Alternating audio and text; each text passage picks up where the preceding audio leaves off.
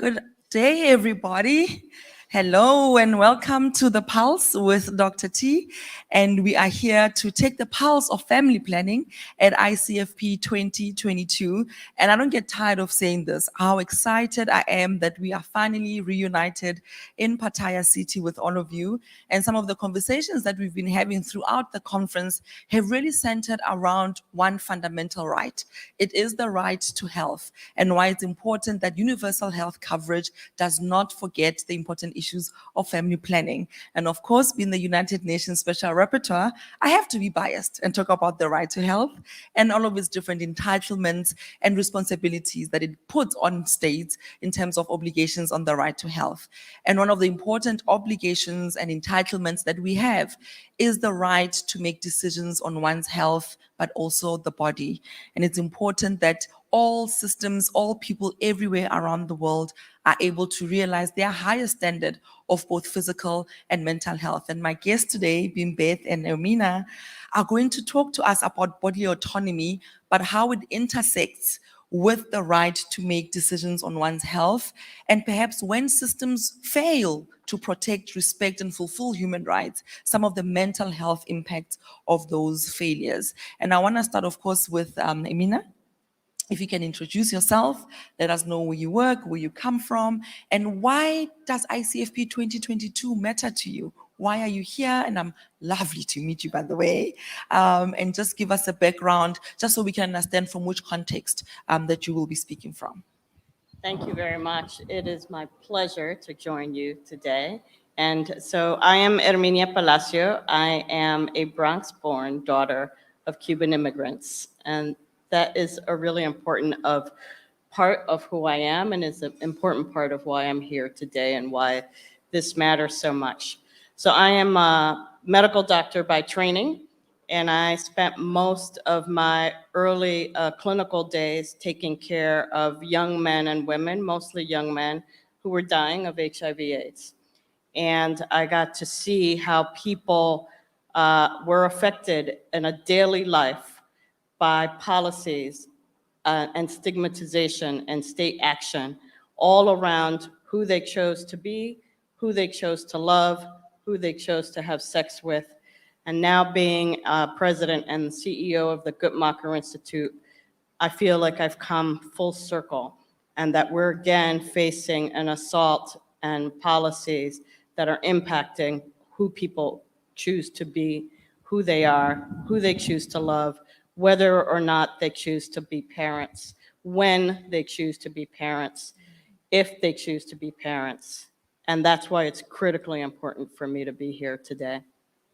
Thank you very much. And Beth, you are also, in the community for a while now, family planning, all the targets, as well as ICFP in the previous years.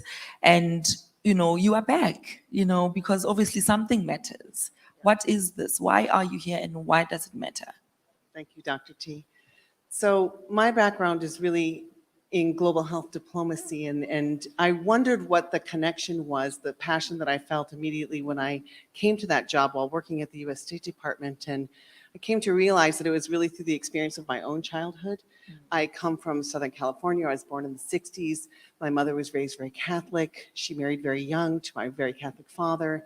They very quickly had 5 children in 6 years. She was struggling because of having so many children, and because for other reasons my father wasn't available to her. She asked the Catholic Church if it was possible in 1968 to use contraception because other Catholics she knew were using it, and they told her no, that she had made her decisions, she made her life, she had to live with that. So when she felt she couldn't trust church, she couldn't trust her husband, and she could no longer care for all of us, she had a mental break. And that mental break meant that we only visited her for the rest of our lives regularly, but we never lived with our mother again. And the impact of not having our mother and seeing what it meant for a woman not to be able to make any decision about her life, to not be able to stop getting pregnant, it had profound repercussions that are intergenerational.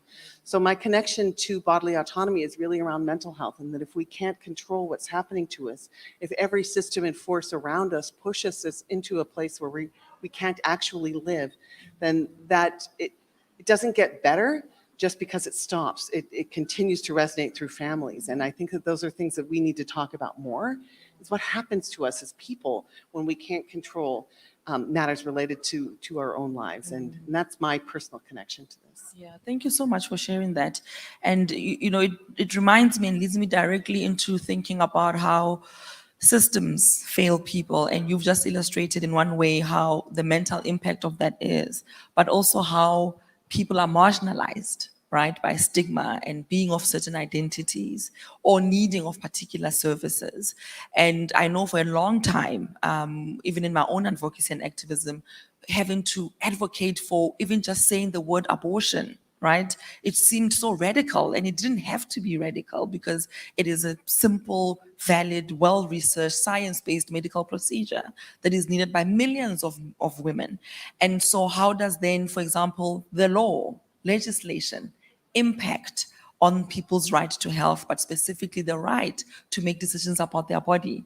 And so of course, we live in a very, I think it's a simulation of a world often bewildered by the decisions that have been made. And I think Roe versus Wade this June of 2022 really solidified why we need to be connected as a community and why our advocacy still matters when the Supreme Court of the United States can regress on protections in law for bodily autonomy, making decisions whether you want to carry a pregnancy to term.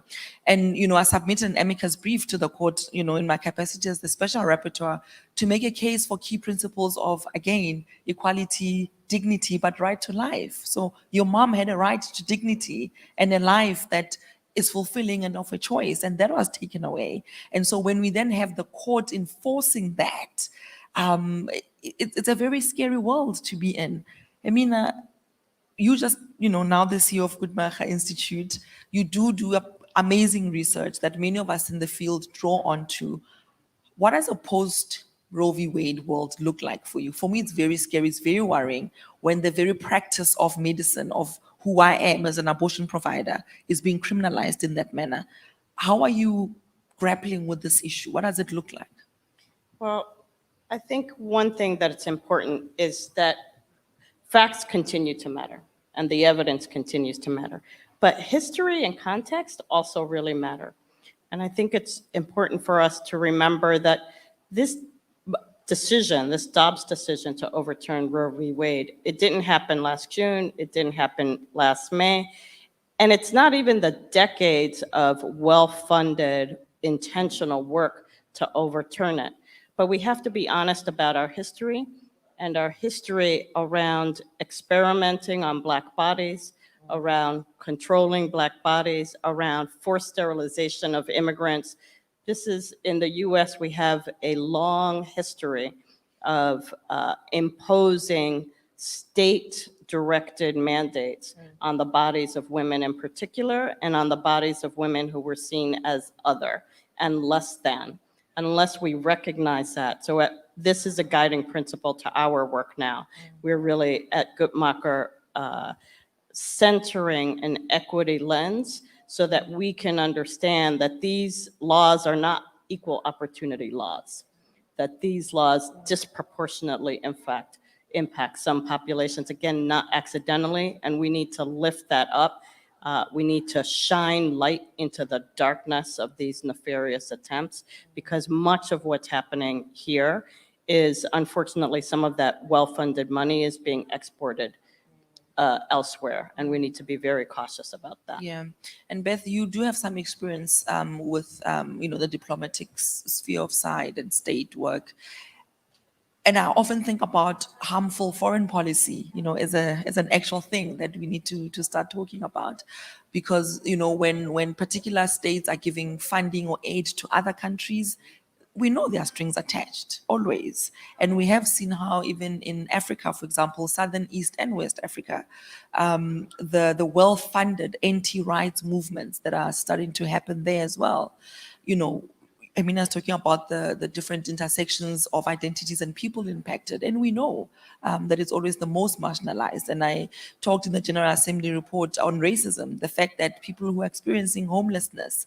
people who are using drugs, people who are on institutions, like adolescence itself being a time of vulnerability.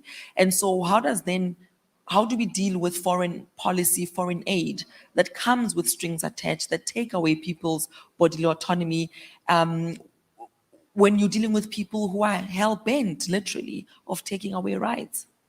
Absolutely. I think when we talk about bodily autonomy, I think we fundamentally need to be very clear that we're talking about power and that we're talking about systems of oppression. And you were very clear, and thank you for sharing that how much farther this insidious idea of state and power systems controlling the bodies of people, particularly peoples of color, because these ideas don't spring full form out of nothing. There isn't an entire movement in the United States to take away the right to abortion that came out of nowhere. These are long-standing ideas, and we do impose them internationally on our other restrictions. Now, just to be clear, the Dobbs' decision doesn't have an impact on U.S. foreign policy. It's very much a domestic issue. But there's an equally long history of attaching insidious controlling legislation to U.S. foreign assistance when it comes to family planning and to HIV as well, that seeks to control what other governments do with their own money or money they get from some other entity, meaning that you can't, under some restrictions, known as the global gag rule, accept U.S. foreign assistance if you're going to be accepting foreign assistance from other people to do abortion or to advocate for it. So we seek to control the minds, the systems, the people of other countries through what we're saying is really foreign assistance, but really it's giving with both hands. And it's a dangerous game that sets up these ideas that are very well documented of international systems of oppression and control. The same money, the same people who played a long game with the Roe decision that took it down over time are the same money, the same power systems, the same funding that are doing the same things internationally, where we're able to track what opposition forces, which are really extremist right-wing forces that are often placed in systems of dominance, including through Russian oligarchs, through U.S. Christian nationalist organizations as well, that are funding, that are working against this agenda internationally. And so we have to recognize what it is fundamentally, how it's funded, what they're doing in order to be able to work against it, while still maintaining a positive, a sex positive, and a person positive agenda as well, that doesn't get usurped by their language, their ways of looking at things. So we have to go back to our own values as well, as people, as organizations, and I believe as well as foreign policy. And the US is not there. And it's not there because we haven't put enough pressure on them to make these changes. There's a reason that even under Democrats we lost Roe, because we haven't been able to say the word abortion out loud. So until we own it, we're not going to be able to change it. But there's also hope, right? Absolutely. There are movements, right? The U.S., we need to remember, in this particular issue, is an outlier in its backsliding, right? And we have La Marea Verde, right? The green wave. We have Latin American countries making tremendous progress. We have people rising up and demonstrating their resilience and their organization. The U.S. can influence, but there are folks here who can also take lessons from what's happening elsewhere and import them into the U.S. That's amazing, because I think also ICFP being what it is, the largest convening, especially of youth who are in those stages in their own professions where they are finding themselves as individuals, but also in terms of their career. And how do we then best support them in a political context that we work and live in? Socioeconomically, many of the young people in this room self-fund the work on advocacy in many spaces where they live. So I think we need to meet the people who are anti-human rights with the same vigor from us who are committed to human rights. And I want to say thank you to both of you for sharing some of your personal reflections as well, because the personal is political and the political is definitely personal. And sharing also, I'm a Catholic, but I'm a rebellious Catholic. but I do know the difficulties as well, right? The intersections of the church and faith, and how bodily autonomy is seen as by the state, by religious bodies, as something external to women or queer people. And therefore, because they see it that way, they think it's something that it's up to them to control. If they give us too much power, too much leeway to make decisions whether we want to keep a pregnancy or not, whether we want to transition or not, whether we want to get married or not, it is seen as rebellious. And I think we must all rebel, and we must take back the power.